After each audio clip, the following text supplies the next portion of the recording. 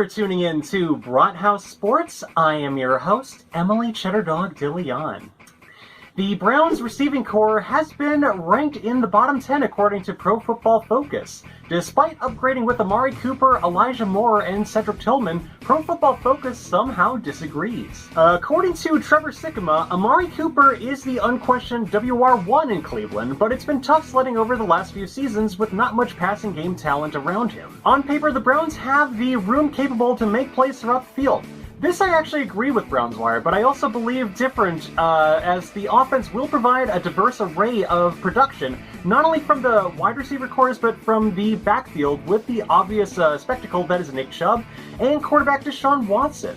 As long as there's depth, I can't really be concerned at all. It's no secret that Browns fans are some clinically depressed motherfuckers.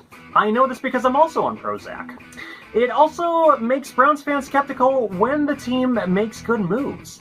The NFL Network published a positive storyline about the Browns that considers the team a sneaky contender. If Watson can play anywhere close to the way he did during his Texans career when he went to 3 straight Pro Bowls, the Browns win. They also noted the roster is in good shape with their offseason moves precisely geared at targeting weaker spots and avoiding short-term fixes.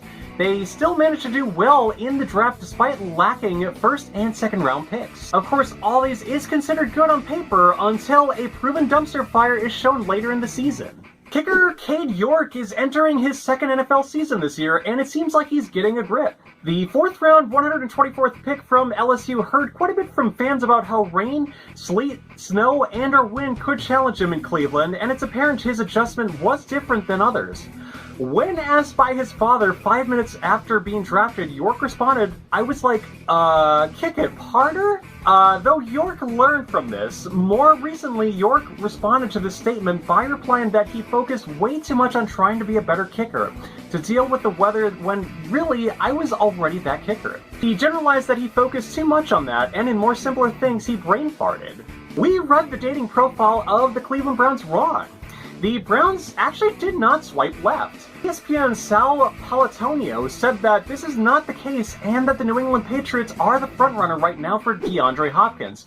Otherwise, the Browns and the Carolina Panthers are still in the hunt for him. It seems the choice would be obvious to reunite Deshaun Watson, but at the same time, Bill Belichick and Bill O'Brien feels that he is the perfect fit when they need a wide receiver that can get separation. Though it is also said that Hopkins would need to also fit in this Navy SEAL scheme in order to succeed with both of the Bills.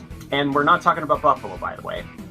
The Pats want to be relevant again, but it looks like they want a Yankee style of conformity. If anything, it might not even work that well for Hopkins at all, unless he, of course, actually gives a shit about those standards. Well, so there's more good news for my fellow pessimists and laborers of the Factory of Sadness. Pro Football Focus conversely believes the Browns' offense and defensive lines are among the elite of the NFL. PFF's June 21st Twitter post places them among the lines of the Philadelphia Eagles and ironically the overrated Dallas Cowboys. Despite the Cowboys being an annual disappointment, the Browns didn't need the egotistic Jerry Jones to make this possible. Joel Brathouse has proven himself to be an amazing left guard.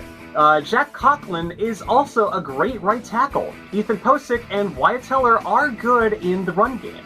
Defense, of course, has a goat in Myles Garrett, but the addition of Zadarius Smith on the other side as well.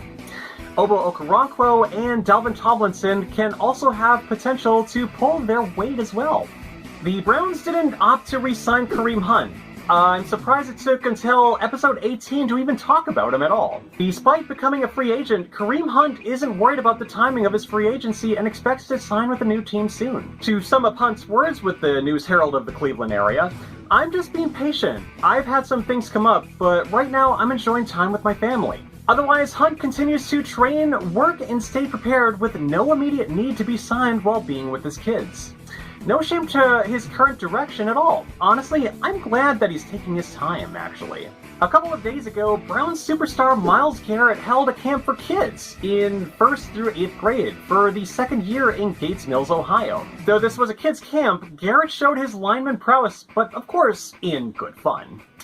With the media present, Garrett also outlined his goal to make 20 sacks this season, and revealed his favorite teammate is right guard Wyatt Teller. It's been noted by Pro Football Talk that Myles Garrett is also looking a bit leaner than the 272-pound frame he sported last year.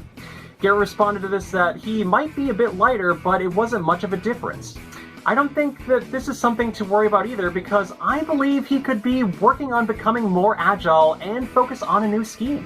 And before we go, we gotta talk about Joe Thomas. We are a little over a month away from the Browns playing their first preseason game, particularly the Pro Football Hall of Fame game against the the Jets. The first signs of Joe Thomas's induction into the Pro Football Hall of Fame are beginning to show as his photo appears on the big banner outside the building. Back in March, Joe Thomas was announced as one of the 9 men enshrined in the 2023 class. My reaction to the announcement was also the first video I ever uploaded to this very channel, which initially came from a live stream I did on Facebook. I would like to upload the live stream to YouTube, but I will only do this if we can get this channel to 100 subscribers. I really want to make that the achievement that we do as supporters of Brathouse Sports. Otherwise, the banner on the Pro Football Hall of Fame will be on display through August and until next spring, so make sure to get your selfies, make sure to get your photos of that while you can. And thank you again for watching Brathouse Sports. Once again, I'm your host, Emily Cheddardog DeLeon.